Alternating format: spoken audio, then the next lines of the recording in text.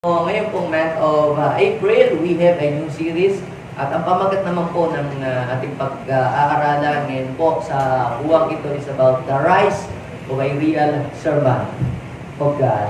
Okay, tanongin mo nga ang iyong katabi, are you a real servant of God? Are you real servant Or of God? true servant of God? True servant. Yan. Sino po dito ang nabudol? Yan. Sino po dito ang nag-order sa online ng higaw na ginto dating ay sa kanya ay fake pala. Tawag diyan kayo ay natanso.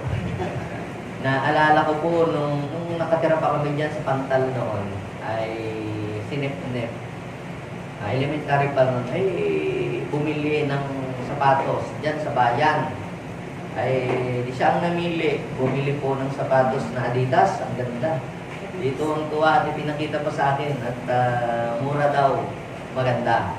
Aba, yung aking pinagmamasdan yung Adidas, bakit parang may mali? Bakit ibang spelling? Abibas.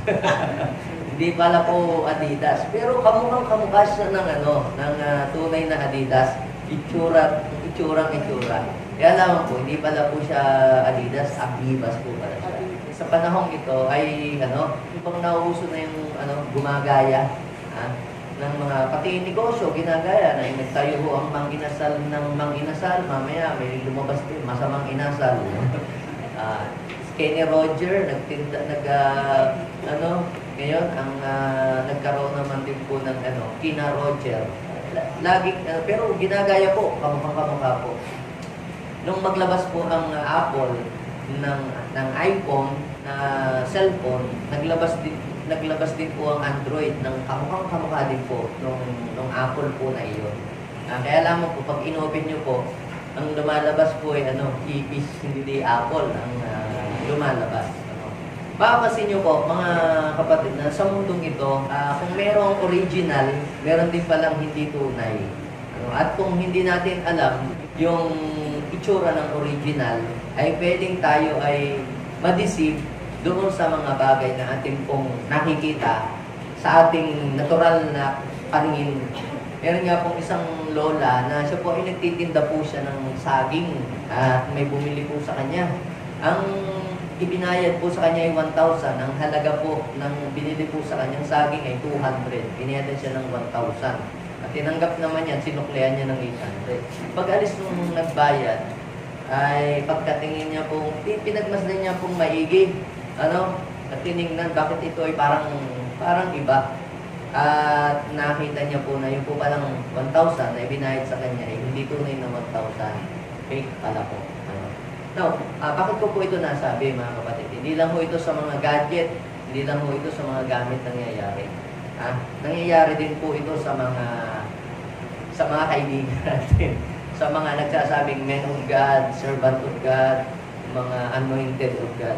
Pero ang layunin ng ating pong pag-aaral, mga kapatid, ay bigyan po tayo ng kaalaman, bigyan po tayo ng biblical foundation kung ano ba talaga ang tunay, tatak, ano ba ang pagkakakilanlan ng isang tunay na lingkod ng Diyos para hindi tayo mabubulol. Pero nga ako isang kaibigan, nag-order po siya sa online ng Levi's original. Ay nung dumating sa kanya, lives. Iba yung spelling. So, kaya sa panahong ito, mga kapatid, marami nagsasabi, kami tama, lalapit sa inyo, nagpapakilala, siya ay Kristiyano, siya ay lingkod ng Diyos, siya ay anointed, man of God. Madali po tayong bumili pagka nag-hallelujah, pagka nagpe-praise the Lord ng isang tao, ay nasasabi agad natin, born again nagpe-praise the Lord, nag-hallelujah. Pero, ang tunay na original na lingkod ng Diyos, mga kapatid, ay hindi lamang po nasusukat sa biglaang tingin. Parang yung mga iPhone, paano mo malalaman kung original hindi? Pag yan ay ginamit mo ng matagal, at yan ay wala pang isang linggo'y sira na, hindi yan tunay. Yung sapatos mo, kung tunay na Adidas yan, kahit yan, 1 taon na, 2 taon na, buhay pa rin. Yung bumili po si Nep ng Adidas na Abibas pala, wala pa akong 2 linggo, tuklap na po yung swelas. So, ibig sabihin, ang hindi original, hindi tumatagal. Amen? Pero ang mga totoo, tumatagal. Yan. Kung ikaw ay tunay na lingkod ng Diyos, tatagal ka sa gitna ng pagsubok, mga problema, at sa iyong pagsiserve kay Lord hanggang sa pagbabalik. Okay? Ikaw ay mananatiling nagsiserve pa rin sa Panginoon. So, tanungin mo nga uli ang iyong katabi, are you a true servant of God? So, ang goal natin sa church natin, okay, makinig po kayo. Ang goal po natin sa church na ito is to produce a true servant of God. So, kung ikaw ay true servant of God, you must produce a true servant of God. Kasi, true servant of God produces a true servant. Fake servant produces a fake servant. So, para makapag-produce ka ng real servant, okay, nakapares din mismo mo, katulad din mo, ay dapat, you must be sure that you are a real servant. Diba? Siyempre, ang kambing, hindi naman manganganak ng pusa yun, di ba? Kung ano ikaw, yun ang mapoproduce mo. Not just because there is a fake 1,000 peso bill or 200 na fake. It does not mean na all 1,000 or all 200 peso bill are fake. Kaya nga ayaw ko, gusto ko dito na lang. Kaya nga ayaw ko mag-porn. Ayaw ko sumapi sa mga ganyan. Daming namang mga hindi totoo, di ba? Minsan, ganun ang nasasabi ng iba. Tatanungin ko po kayo, ibig sabihin ba pagka merong lumalaganap na 1,000 na fake at bibigyan kita ng 1,000, hindi mo natatanggapin? Kasi baka yan ay fake. Diba?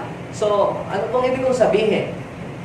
Para po ma-eliminate ang mga hindi tunay, dapat ay mag-arise ang mga tunay. Sabihin mo sa iyong katabi, now is the time to arise the true servant of God. Para ma-distinguish, para malaman ng mundo kung alin ang tunay, ang totoo at hindi, yung mga real servant ni God ay dapat tumindig na at magpakilala, huwag tumago. Amen?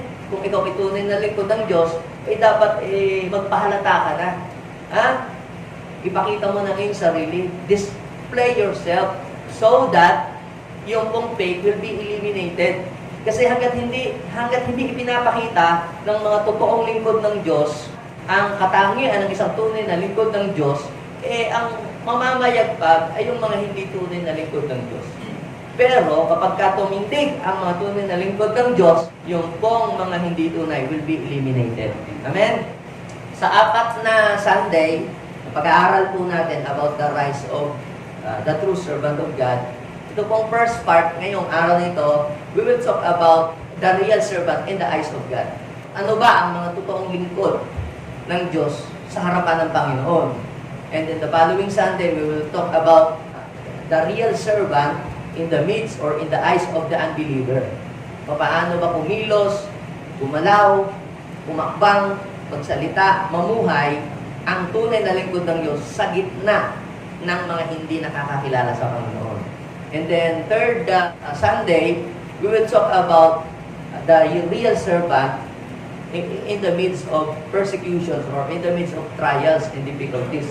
Ano naman ang ipinapakita ng isang tunay na lingkod ng Diyos sa gitna naman ng pag-siya nasa pagsubok? Doon mo makikita yan. Malalaman mo kung tunay siyang lingkod ng Diyos kapag siya dumaan sa pagsubok na. Okay? And then, yung last natin pag-uusapan is about the real servant in his mission. Okay? Paano niya gampanan ang kanyang tungkulin na ibinigay sa kanya ng Diyos. So, but today, we will talk about the real servant in the eyes of God. So, pag-usapan po natin ang buhay po ni Noah sa Bible. Doon po sa Genesis chapter 6, verse 5 hanggang 12. Okay, basahin po natin. Go. Nakita ni Yahweh na laganap na ang kasamaan ng tao sa daigdig.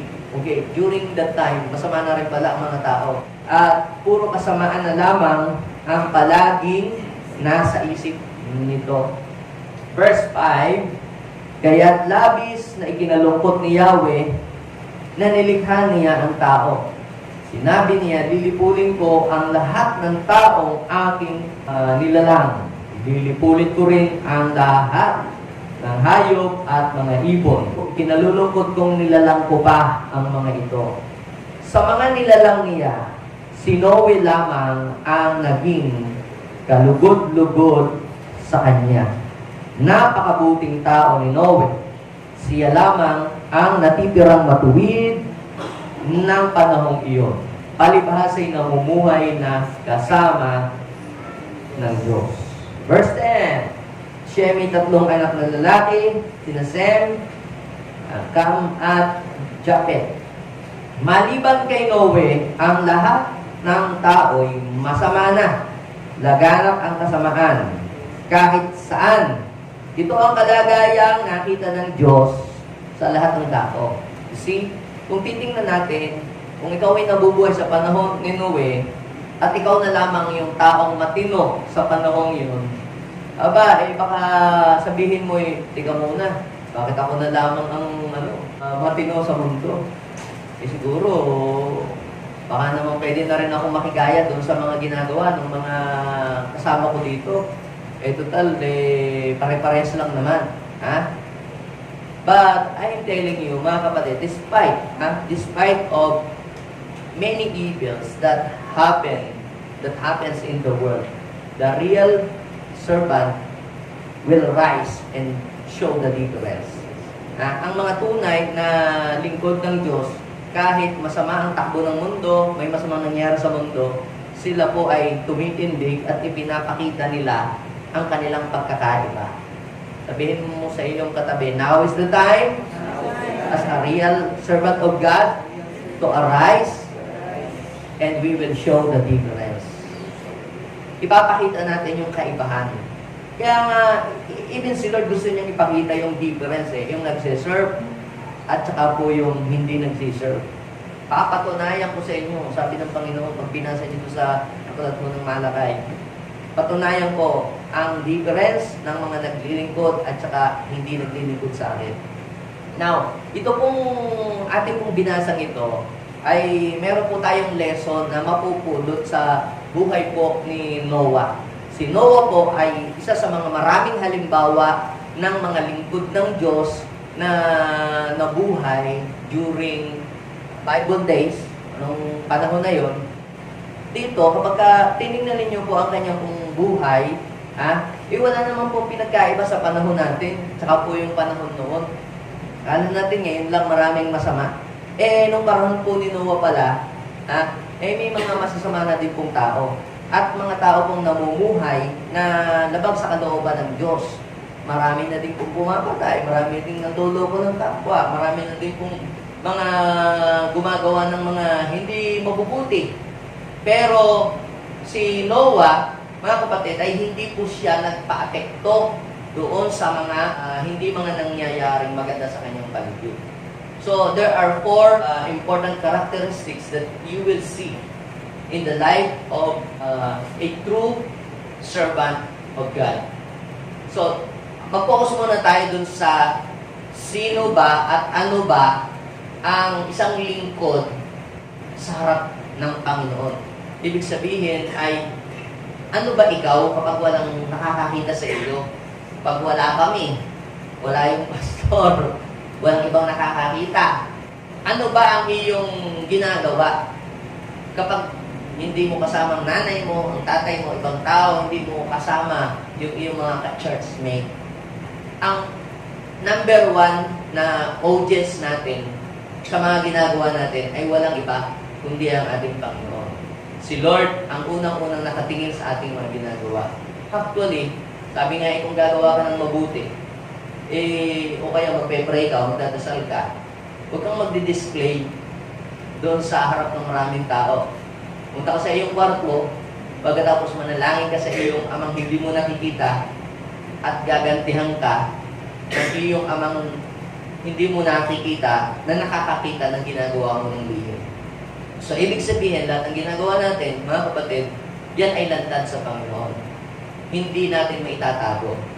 Ngayon, kung si Lord ay nakatingin sa atin, ano kayang klaseng buhay ang makikita ng Diyos sa atin? Now, number one, na nakita ko po dito, the characteristic of a real servant of God. The real servant keeps his life right in the eyes of his master. Ang kanyang buhay sa gitna ng mga hindi magagandang nangyayari at sa gitna ng mga taong namumuhay na hindi nakakatuwa ang buhay sa Panginoon, ang kanyang buhay ay iniingatan niya na hindi siya makontaminate ng kasalanan na nagaganap sa kanyang paligid. Kumbaga, hindi niya hinahayaang maapektuhan siya ng mga kasalanan sa lugar na kanyang ginagalawan. At yun po ang mapapansin natin dito po kay Noah. Basahin po natin, sabi, sa mga nilalang niya, si Noe lamang ang naging kalugod-lugod sa kanya. Napakabuting tao daw po niya. Siya na lamang daw po ang natitirang matuwid. Kaya mga kapatid, meron pa rin matutuwid. Meron pa rin mga tunay na lingkod. Kung merong tayong mga kakilala na nagsasabing sila lingkod ng Diyos, pero ang ginagawa ay hindi kaaya-aya, meron pa rin natitira na matino na lingkod ng Diyos. Sabihin mo sa iyo, tabi, ikaw yun, di ba? Yeah. Ikaw yun. Ha? Kung merong mga tao na hindi gumagawa ng matino, nagsasabing sila'y Kristiyano, pero hindi naman nakikita sa kanilang buhay, huwag mo silang gayahin. Just live a life that pleases to your master.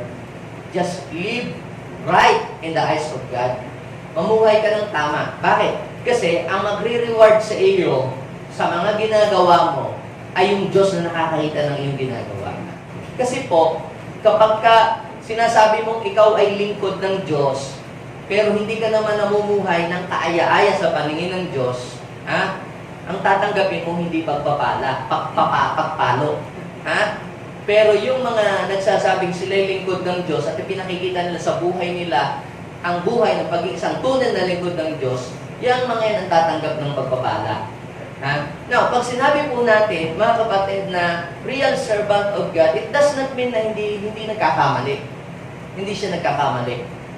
Ha? Dahil kapag asukatan natin halimbawa, at kapag nagkamali yan, hindi yan totoong lingkod, nagkamali. So, pagka yun ang ating magiging basihan, na hindi siya dapat nagkakamali, ay walang tunay na lingkod.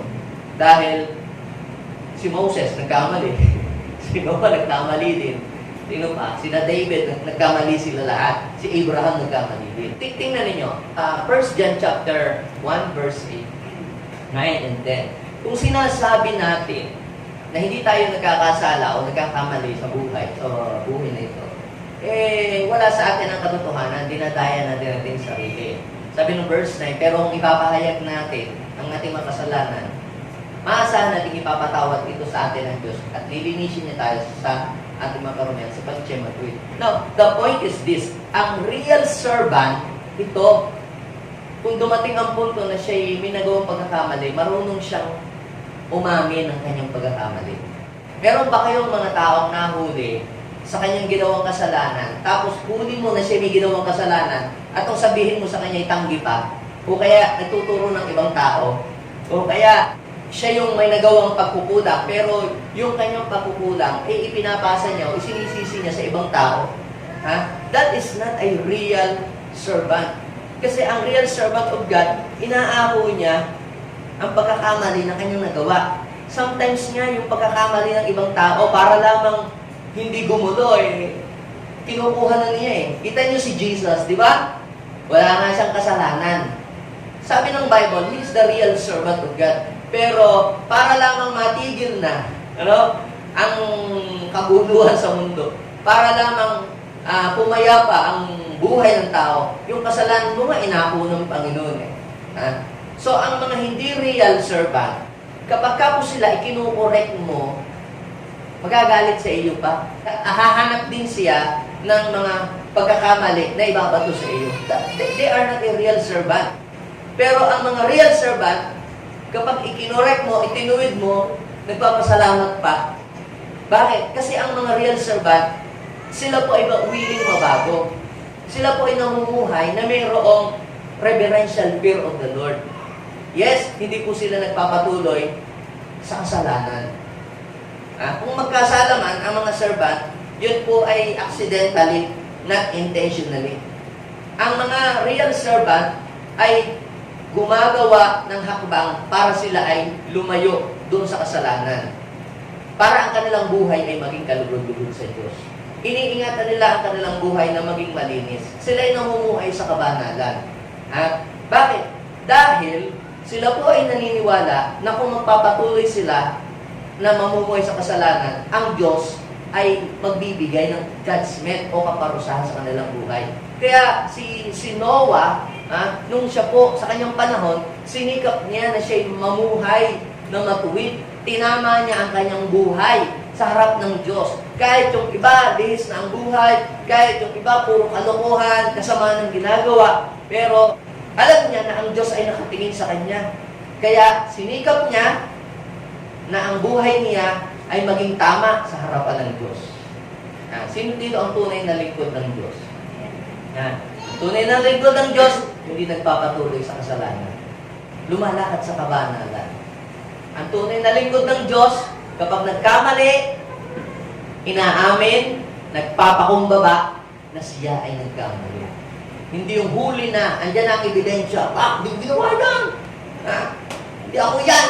Samantalang, ikaw naman nga talaga yun. Alam niyo po, mga kapatid, hindi nakakabawas ng pagiging tunay na lingkod ng Diyos kung tayo ay magpakumbaba at aminin natin ang ating pagkakamali. Mas nakakadagdag pa nga yun talagang totoong lingkod talaga ito ng Diyos. Kasi makikita mo sa Kanya yung karakter ni God, yung humility. Pero kapag siya ay full of pride, kahit pa sabihin siya ito, I am a man of God, I am anointed, pero puro pride. At puro panglalait ng kapwa. That is not right in the eyes of God. Kasi ang tunay na lingkod ng Diyos, sa harapan ng Diyos, makikita mo na siya ay nagpapakumbaba. Amen? Inaamin na siya ay hindi karapat-dapat sa paningin ng Diyos. Inaamin niya na siya ay walang kabuluhan sa harap ng Diyos. Hindi niya ibinabandera kanyang sarili o pinopromote ang kanyang sarili. Ang ipinopromote ng tunay na lingkod ng Diyos, hindi ang sarili niya, kundi yung kanyang master. Okay? Show me your character, show me your attitude, and I will tell you who is your Lord. I will tell you who is your master. Kaya, dapat ay nakikita sa atin yung karakter ni Christ. Ano ang makikita mo sa buhay ng tunay na lingkod ng Diyos? Makikita mo sa Kanya yung karakter ni Christ. Yung ugali ni Kristo. Kung paano siya namumuhay, kung paano siya nagsasalita. Kung yung lagi nakikipag-away sa Facebook, nakikipag-away sa kanyang kabarangay, nakikipag-away sa kanyang kaopisina, tapos sabihin mo, I am a Christian, I am a follower of Christ, parang hindi ka pa paniwala, nang bubudol ka. So, dapat mga kapatid, maipakita natin yung buhay na nakakalugod sa harap ng ating Panginoon. Ang tunay na lingkod ng Diyos, sinisikap niya na ang kanyang buhay ay maging maayos, maging kalugod-lugod sa harapan ng kanyang Master. Sinabi po sa 2 Peter chapter 2 verse 5, and God punished the world long ago. Yun nga ang nangyari. Kaya hindi ibig sabihin na merong nagsasabing Kristiyano dyan sa barangay nyo, born again dyan sa barangay nyo, o lingkod din siya ng Diyos, sugo ng Diyos, at may ginagawa naman siyang illegal o hindi maganda, ay gagayahin mo na rin siya. Ba't yung kapitbahay namin, born again daw, ganito ang ginagawa, o pag nagtinda ng kamatis, yung 1 kilo, ginagawa ng 1/4, ako pa ka naman, samantalang siya, leader, ako, ma-attend lang, gagayahin ko na rin siya. I am telling you, kapatid, sa lahat ng ginagawa ng tao, kumikilala ka man sa Diyos o hindi, at ang ginagawa mo ay hindi kalugod-lugod sa Kanya, may punishment si Lord. Hintay-hintayin mo lang. Pero, kung ikaw naman ay matuwid ang ginagawa, may reward din si Lord. Hintay-hintayin mo din lang. Ano ang gusto mo? Na matanggap buhat sa Kanya? Pagpapala o pagpalo? So, kung gusto mo ng pagpapala, just live the life that pleases to your Master. Tingnan nyo. And God punished the Word long ago when He brought a flood to the world that was full of people who were against Him. So, ang mga hindi real servant, kahit pa siya'y nagsasabing servant siya ni God, kahit pa siya'y nagsasabing anak ni God, but he is living against to the will of God, they are not a real servant. Sapagkat ang real servant ni God, namumuhay ayon sa kalooban ni God. Are you following me? Malinaw po sa atin? Kaya huwag tayo agad basta-basta yung mapabudol, yung mga anointed to, man of God yan. Tingnan muna natin, ang real man of God, ang talagang tunay na servant of God, tunay na in-anoint ni God, ang kanyang buhay ay naka-inline sa kalooban ni God. Are you following me? Pag yan ay taliwas doon sa kalooban ni God, anointed, pero baka hindi si Lord ang nagbigay ng anointing sa kanya. Baka si Taning.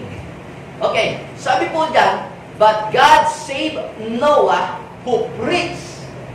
Anong pinipreach niya? Anong sinishare niya palagi sa mga tao? Who preach about being right with God.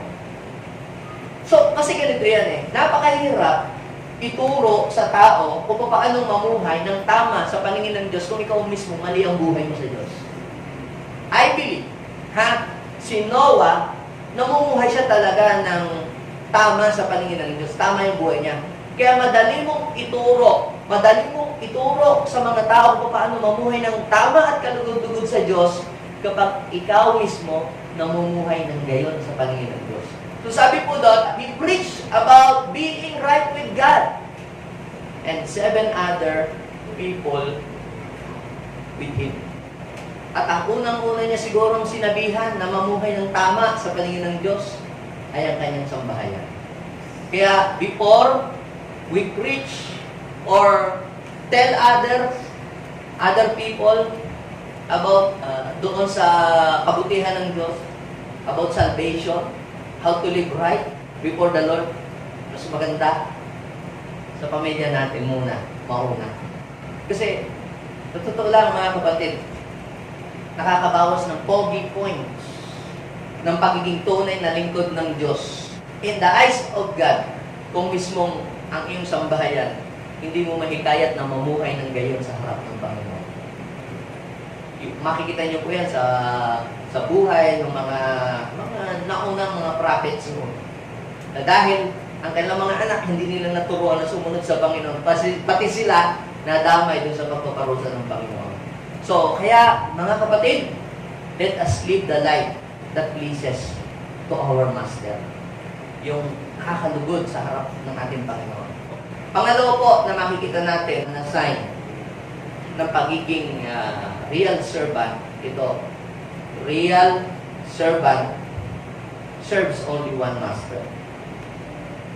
Ang mga tunay na lingkod ng Diyos, isa lang yung kanilang pinaglilingkuran.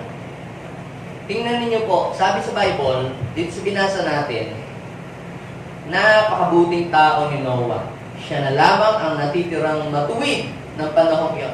Palibhasay, palibhasay namumuhay na kasama ng Diyos. So meron siyang sinasamahan. Kanino siya sumasama? Sino ang kanyang sinasamahan? Sabihin mo sa akin kung sino ang iyong sinasamahan and I will tell you who is your master, who is your Lord. Pastor, pasensya na, hindi ako nakatid ng linggo. Sinamahan ko kasi si Kumare, magpaparibanda. Pastor, pasensya ka na. Kasi sinamahan ko yung kapitbahay namin nung Sunday, kaya hindi ako naka-attend. Pastor, pasensya na, hindi ako nakatid ng linggo.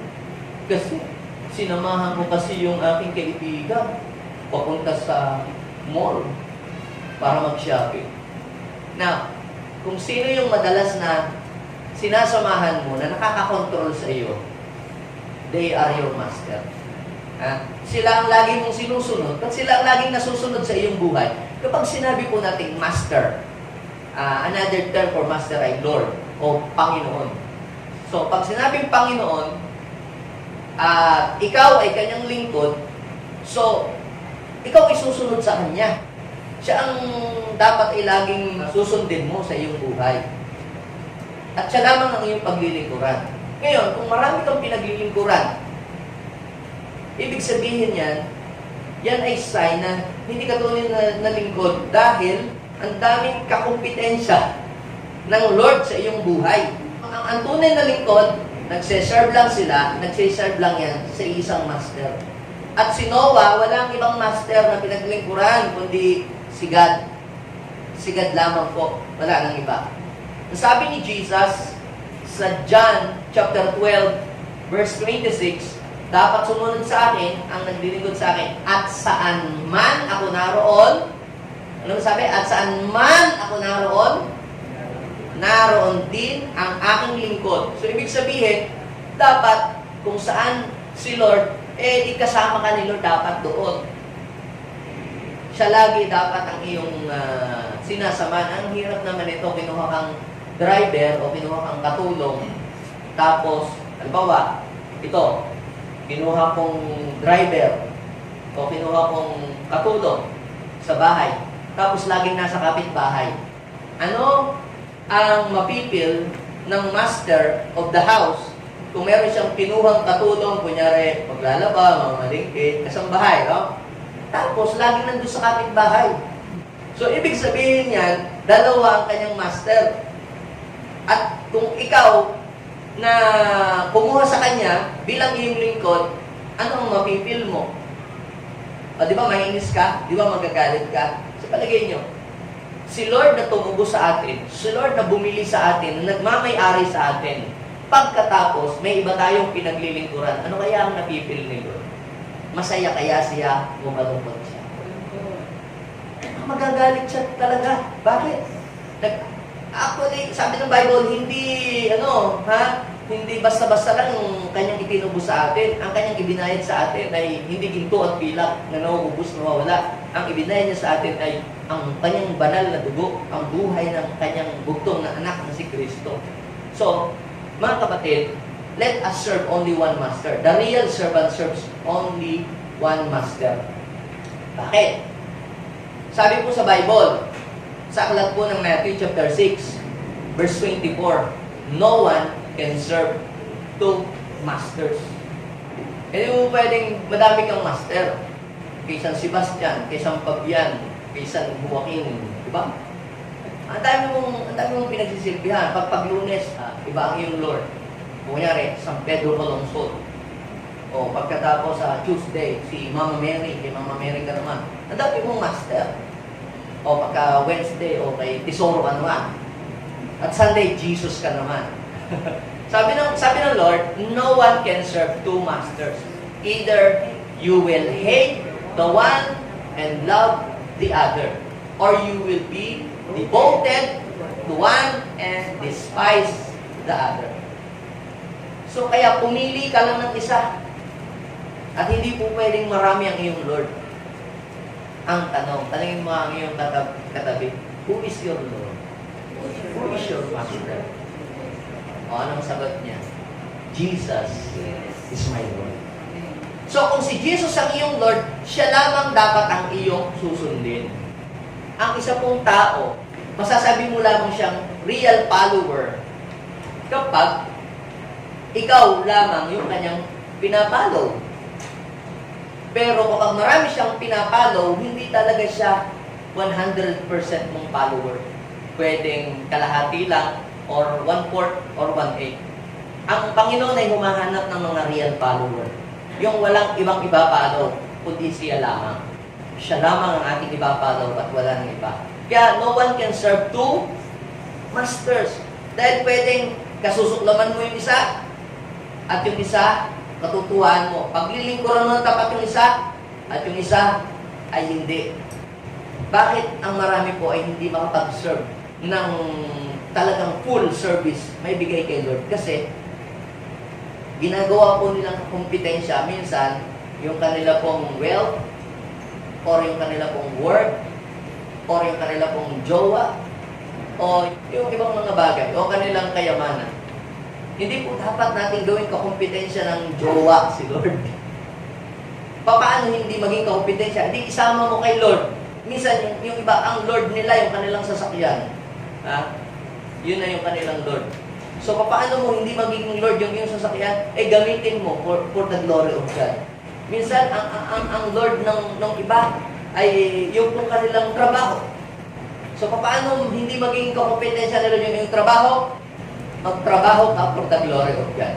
So, isa lang dapat ang ating Lord. Ang tunay na servant, the real servant, serves only one Lord. Okay? At walang kakompetensya si Lord sa kanyang buhay. Then, ang pangatlo, the real servant, obey whatever his master's commands. Meron lamang naman pong dalawang Lord na pwede tayong pagpilian na ating susundin. Either ang iyong Lord ay maging si Satan o ang iyong Lord ay maging si God. At magkasalungat ang mission ng Diyos at saka magkasalungat ang mission ni Satan. Ano ba ang mission ni Satan? The devil came to steal, to kill, and to destroy. Mapapansin niyo po, lahat ng mga alagad ng kaaway, ang kanila pong mission lagi is to destroy, or to kill, or to steal. Pansin niyo po yung mga taong mahilig manira ng buhay ng ibang tao.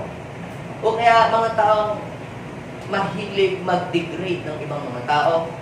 So, actually, they are not serving God. They are serving the enemy. Kung sinasabi mo, ay, mga followers of Christ, pero pinahamak mo ang mga tao, yung mga maliliit na tao, instead of tulungan mo, idinadown mo sila para lang maitaas mo yung sarili. You are not a real servant of God. You are servant of the enemy. Dahil ang tunay na lingkod ng Diyos, sumusunod, ginagawa niya ang kalooban ng Panginoon. At ito pong si Noah, sabi ng Bible, basahin po natin, Genesis chapter 6 verse 22. So Noah did everything exactly. Sabihin natin, exactly. Ibig sabihin, walang labis, walang kulang. Kung ano lang yung ipinapagawa, yun lang ang kanyang ginagawa. At hindi yung kanyang gusto ang ginagawa, kundi ang ginagawa yung gusto nung nagpapagawa sa kanya. Si Jesus is an best example ng pagiging real servant. Pero ang sabi niya, tinemo niya, sabi niya, let not my will be done, but your will be done. So, di ba, Lord natin siya? Di ba, God siya? Ba't ganun siya nung siya'y mag-pray sa Gethsemane? Kasi gusto niya tayong pakitahan ng model, ganito ang pagiging real servant. Hindi yung gusto mo, ang susundin mo, kundi yung gusto ng master mo. Who is your master? Kung ang master mo ay si Lord, so, hindi yung gusto mo, ang susundin mo, kundi yung gusto ng iyong master para sa iyo. Naniniwala po ba kayo na ang gusto ng Panginoon para sa atin ay mas mabuti kaysa doon sa gusto natin? At di ba minsan may mga anak tayo, gusto ko po, tsokolate, candy. Di ba ganon? Tapos ikaw naman, hindi, anak, ito gulay, kainin mo, masustansya ito.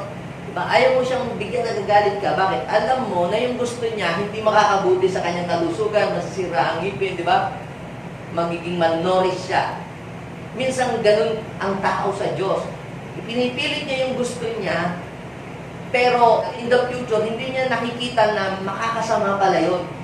Ang sabi ng Proverbs chapter 14 verse 12, may daang matuwid sa paningin ng tao, pero ang dulo nito ay kapahamakan. Para ang ating buhay ay mapabuti, kung ikaw ay sinasabi mong ikaw ay lingkod ni Christ, you must surrender yourself to His will. Kaya sabi not my will, but your will be done. Bakit? Kasi, mas maganda at mas safe yung kalooban ng Diyos para sa atin. Si Lord, yung kalooban niya, hindi ikasasama natin, kundi ikakabuti. Now, sabi dito, Noah did everything exactly as God had commanded him. Paano kaya kung hindi sumunod si Noah sa Panginoon? Hindi siya naging isang real servant. Sinunod niya yung gusto niya. Sabi ni Lord, magsama ka ng sa ark ng mga manok na mag-asawahan. Isang tandang at saka isang inahin. 7 pares. At saka yung 45 days chicken, magsama ka din, ha? Lord, huwag na lang yung 45 days chicken. Magastos pa yan. Ano na lang. Huwag na lang samang Kung hindi sumakong si Noah ay hindi sinunod, baka wala ka ngayon kinakain fried chicken sa Jollibee. wala tayong fried chicken kinakain. Sabi ni Lord, magsama ka ng baka sa ark. Kung hindi sinunod ni Noah, baka wala kang pigar-pigar ngayong kinakain. Sabi ng Lord, magsama ka rin ng babaw. Huwag na Panginoon yung babaw, mabahong naman yung babaw. Kung hindi sa sumunod, wala kang bacon, wala kang pork steak na kinakain. Kita nyo po, kung Noah did exactly what God has commanded to him. May sukat yung ipinagawa po ng Panginoon na ark, yung pinto. Kung niliitan niya ang pinto, hindi nagkasya yung elepante doon sa loob. Kung ang pinto, ginawa niyang inadjust niya, pinaliit niya, yung giraffe hindi makapasok doon sa loob ng ark. So baka hindi nasave sa baha. Yung kaunting pagsuway can affect our entire life. Kaya sabi po dito, Noah did exactly what God has commanded him. So ang tunay pala na lingkod, siya ay sumusunod sa utos ng kanyang Panginoon. Who is your Lord? Siyempre, si God. So sabi po doon sa Matthew chapter 8 verse 9, kapag inutusan ko ang isa, pumupunta siya roon. Kung pumunta din pumupunta siya. Kapag sinabi ko naman doon sa isa, halika, ay di lumalapit naman. Kapag sinabi ko doon sa aking alipin, gawin mo ito, ginagawa niya yun. So, ibig sabihin, ang may kapangyarihan sa kanya ay hindi siya, kundi yung kanyang master. Ang may kapangyarihan sa iyo ay ang iyong Lord at ang iyong master. Amen. At yun ay walang iba, kundi si Jesus. Yes. Amen? At huwag kang matakot sundin siya. Bakit? Kasi pag sinunod mo siya, hindi mapapasama ang iyong buhay. Kapag sinunod mo ang enemy sa buhay mo, tiyak mapapahama ka. Kapag sinunod mo si Lord, ligtas ka. Sabi ng enemy, huwag mo siyang patawarin. Ang sama ng ginawa niya sa iyo. Sama ang ginawa niya sa akin. Sabi ng enemy, huwag kang magbigay dyan sa church. Sayang ang pera mo. Di sinunod mo ang enemy. Sabi ng enemy, magalit ka o galit ka. So, sino ang iyong Lord? Sinunod mo ang enemy. Sa kabilang banda, sabi nila, magpatawad ka. Kahit masama ang ginawa sa iyo ng iyong kapwa, magpatawad ka. Nagpatawad ka. Sino ang iyong Lord? Sinunod mo ang Panginoon. Alam niyo mga kapatid, sa totoo lang, hindi natin namamalayan. Pero, meron tayong Lord na sinusunod. Palagi sa buhay natin, na hindi natin nakikita. Pwedeng yung sarili mo, pwedeng si Satan, at pwedeng si God. Ba't ka ngayon nandito?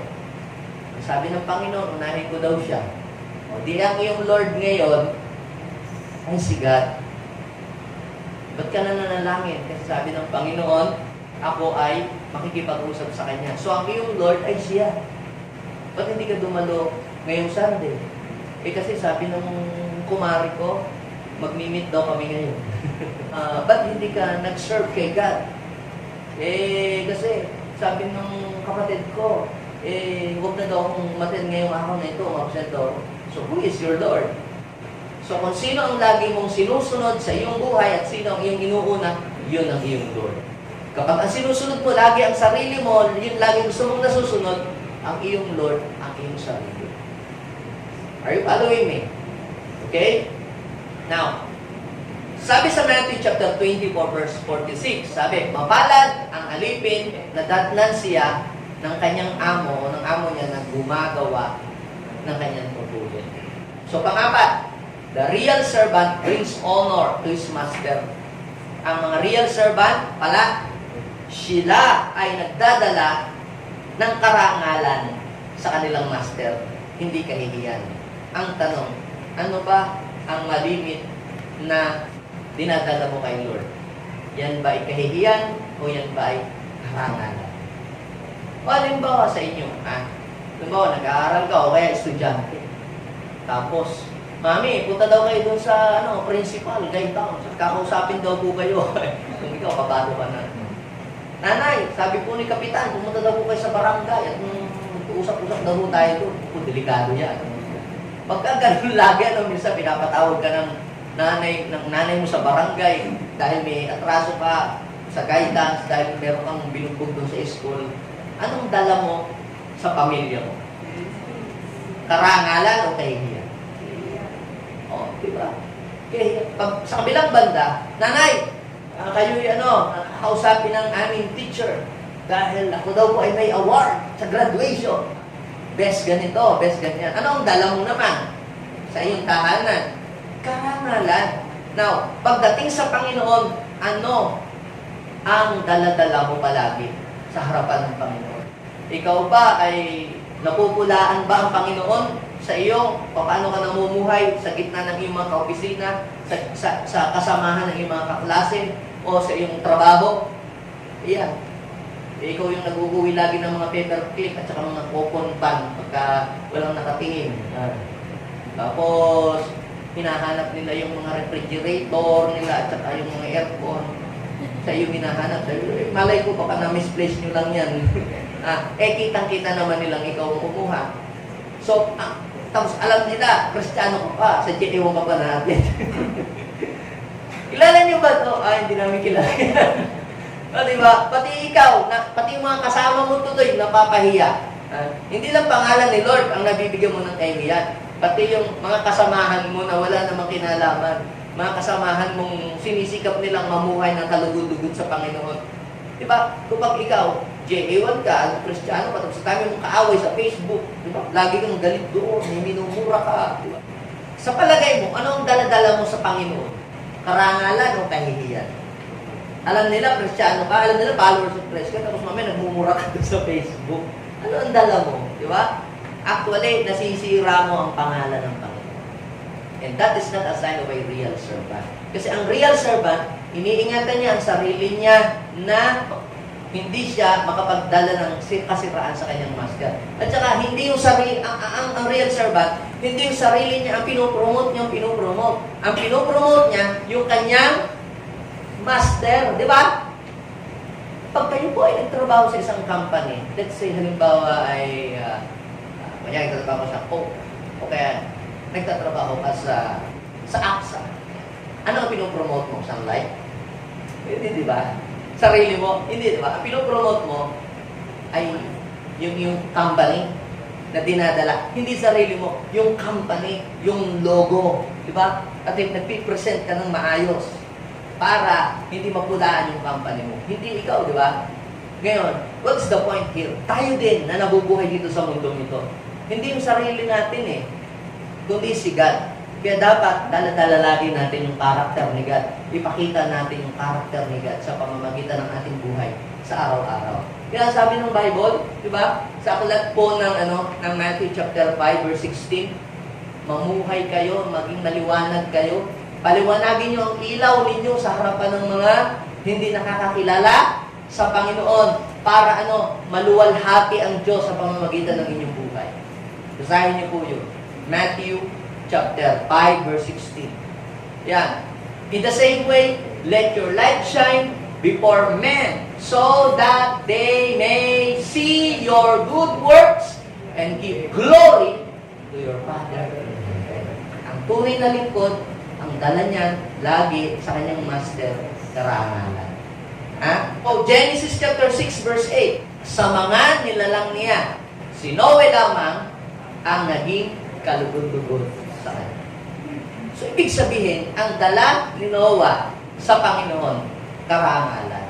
So, kaya, ang isa pong real servant, hindi niya tinata sa kanyang sarili. Lucas chapter 17, verse 10, kapag daw nagawa na natin, yung mga pinapagawa sa atin, sabi ng Lord, sabihin nyo, mga alipin lamang kami, at hindi nararapat papurihan, dahil ginagawa lamang namin ang aming pupuri. Now, listen. So, we are talking about the real servant in the eyes of God. Ngayon, si Noah, ang ating naging example. Ipinakita ni Noah na siya ay tunay na lingkod ng Diyos sa harapan ng Panginoon.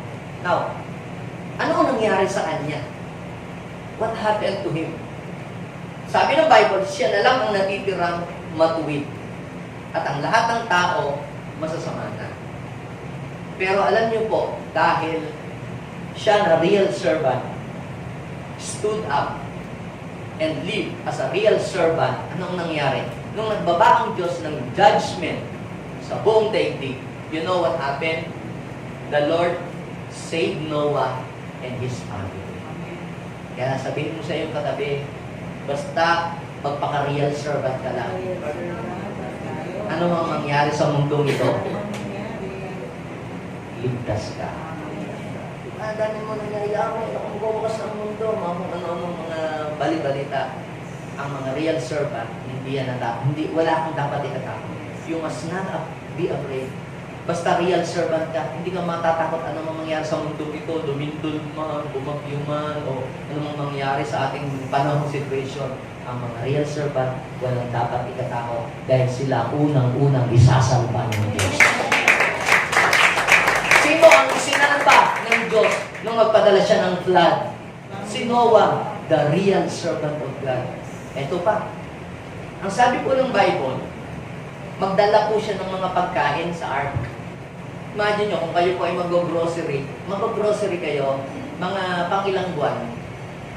Siguro kung pinakamatagal, pang 1 month. Hindi naman kayo mag-grocery ng pang 1 year, ano? Mag-grocery na tayo kasi pang Christmas. Hindi. Kung mag-grocery ka, either yun ay para lang sa linggo na yun, or para sa isang buwan, pinakamatagal na yun. Hindi ka mag-grocery for 1 year.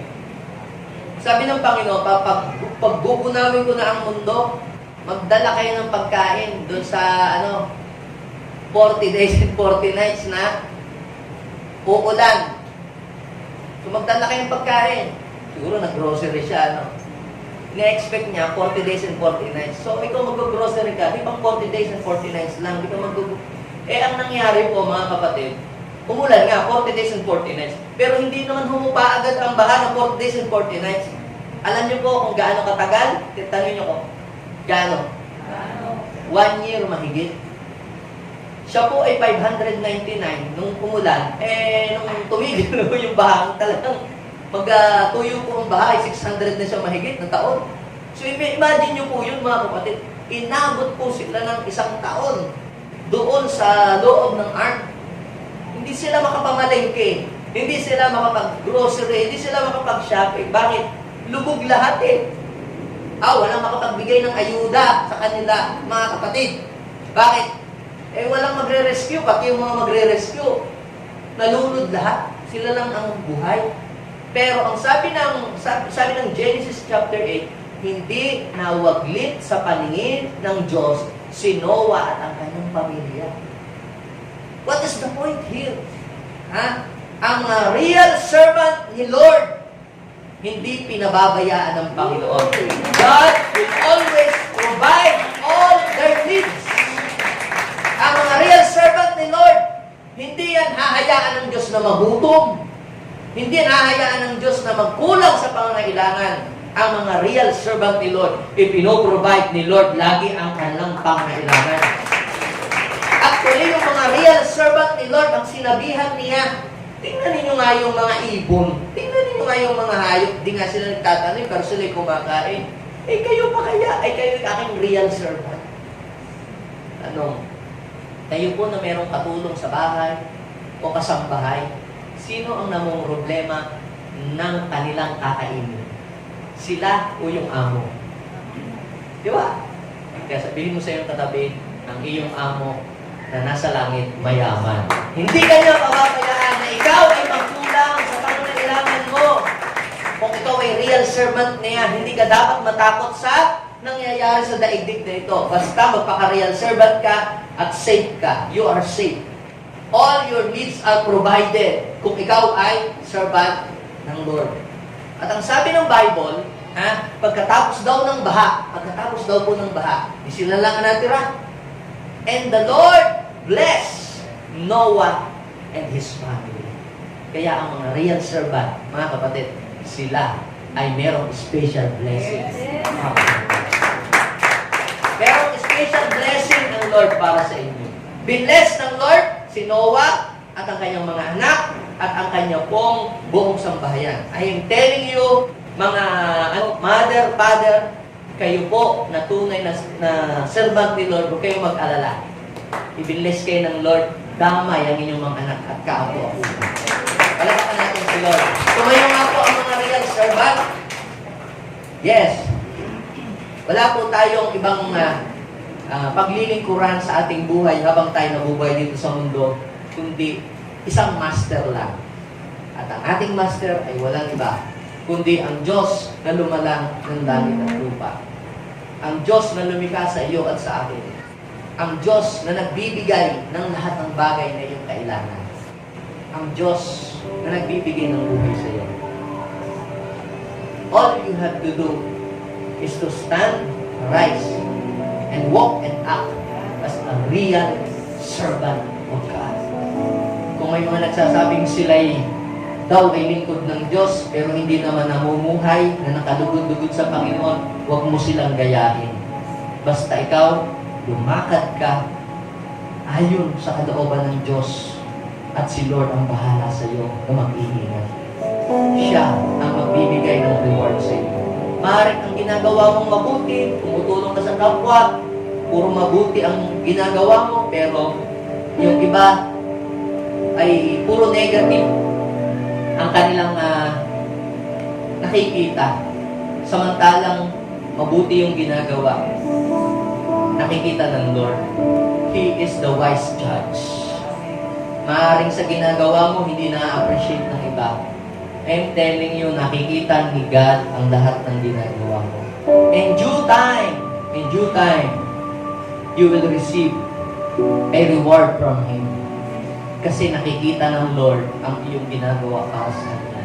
Your labor in Him will never be in vain. Ang sabi ng Bible,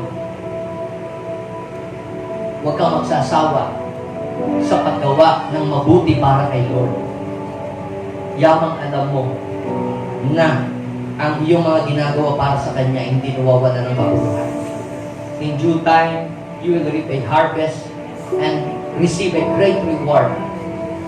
Basta huwag kang magpa-apekto sa mga nangyayari sa iyong paligid. Just stand, just arise as a real servant of God. At si Lord ang kasama mo. Si Lord, God will stand beside you to fight for you, to protect you. Hallelujah. Lord, minsan po ang mga servant mong ito, nakaka-encounter po sila ng mga pagsubok. Minsan nakaka-encounter po sila, Panginoon, ng mga panghihina. But I believe, Lord, you will never allow your real servant na maging api-apihan. Hindi mo hahayaan na mga real servant mo ay magugutom. Hindi mo hahayaan na mga real servant mo ay maging buntot. Lord, ang mga real servant will become a head and not a tail. The real servant, oh God, will become a blesser and not a borrower, oh God. Yes, hallelujah. Gagawin mo silang ulo. Gagawin mo silang pangunahin, Panginoon. God, they will display your glory, oh God. And people will know, oh God, that there is a real servant in their midst, oh God. Ang mga JA1 people, Lord, na nandirito, gawin mo kaming real servant, oh God, na ang makita sa amin ay si Kristo. Hindi ang aming kahinaan, hindi ang aming mga pagkukulang, hindi ang aming mga kalikuan, Lord. Ang makita, Panginoon, ay ang liwanag ni Kristo sa aming buhay, oh God. Ikaw ang makita sa aming buhay. Ikaw ang maparangalan at mapupurihan sa aming buhay, Panginoon. Oh, hallelujah. Baguhin mo kami, Panginoon, araw-araw. Makita sa amin ang pagbabago bilang iyong mga tunay na lingkod, O Lord. Yes, hallelujah. Yes, Panginoon, help us to show the difference between the real and the false servant. We will show the difference. Yes, Holy Spirit, di po namin kayang mamuhay bilang isang tunay na lingkod ni Kristo kung hindi po kayo lulukob sa amin. Hindi po namin kayang mamuhay ng tama kung hindi po kayo kikilos sa buhay namin. Lord, we totally surrender ourselves. Wala po kaming magagawa kung kami po ay hiwalay sa inyo. Ngayong araw na ito, we only depend on you, Lord. Forgive us kung nabigyan pa po namin ng kahihiyan sa mga salita namin, sa paningin ng mga tao, Lord. Nabigyan ka namin po, Panginoon, ng kahihiyan dahil sa aming mga kahinaan, dahil sa aming mga maling kilos ng pag-uugali. But today, God, we are asking for your grace, for your mercy, Panginoon, na tulungan mo kaming maipakita namin ang pagiging tunay na buhay ng isang tunay na lingkod ni Kristo. Yes. At malaman ng tao kung sino at alin ang totoo, Panginoon. Thank you, Lord. Let's invite His presence. Let's invite our Master, yes, to rule in our lives. Pwede mong sabihin natin, Panginoong Jesus, sa oras na ito, ako po ay lumalapit sa iyo. Inaamin ko po na wala akong magagawa kung ako ay hiwalay sa iyo. Patawarin niyo po ako sa aking mga kasalanan. At sa oras na ito, binubuksan ko ang aking puso. Tinatanggap kita bilang aking Panginoon at sariling tagapagligtas ng aking buhay. Pagpalain niyo po ako. Mula ngayong oras na ito, ipakikita ko po na ako ay tunay na lingkod mo. In Jesus' name. Amen.